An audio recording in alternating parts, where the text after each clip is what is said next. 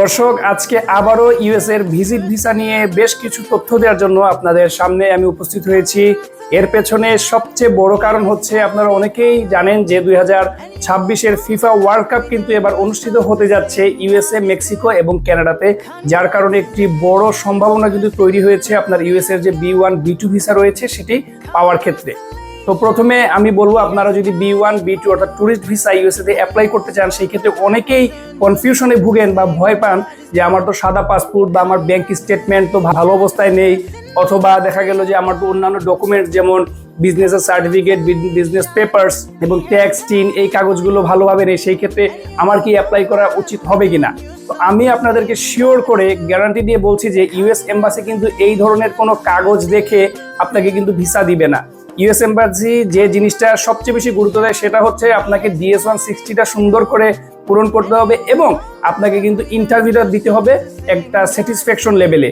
সেই ক্ষেত্রে আপনাকে ইন্টারভিউর জন্য কিন্তু একটি সুন্দর পরিপাটি প্রস্তুতি নিতে হবে এবং এই প্রস্তুতি যদি আপনার ভালো হয়, আপনি যদি সুন্দর করে উপস্থাপন করতে পারেন, এই ক্ষেত্রে আরও কিছু বিষয় রয়েছে, যেমন আপনার ড্রেস কোড, আপনার বডি ল্যাঙ্গুয়েজ, আপনার ফেসিয়াল এক্সপ্রেশন, আপনার নার্ভাসনেস রয়েছে কিনা, এই বিষয়গুলো যদি আপনি ভালোভাবে হ্যান্ডেল করতে পারেন, আমি বলবো যে আপনার কিন্তু ইউএস এর B1 B2 ভিসাটা রয়েছে সেটি পাওয়ার সম্ভাবনা কিন্তু অনেক বেশি 2026-এ।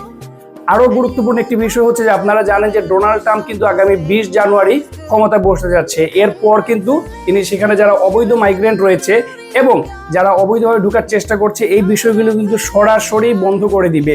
এবং এলন মাস্ক পৃথিবীর একজন বড় ব্যবসায়ী, তিনি কিন্তু ডোনাল্ড ট্রাম্পের সঙ্গে রয়েছেন।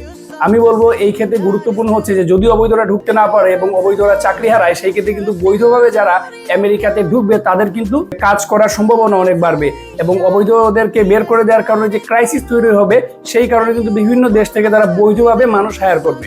আর এই হায়ারের ক্ষেত্রে সবচেয়ে গুরুত্বপূর্ণ হচ্ছে B1 B2 ভিসা কনফার্ম করার মধ্য দিয়ে খুব সহজেই কিন্তু আমেরিকার মতো দেশে আপনি পাড়ি জমাতে পারছেন।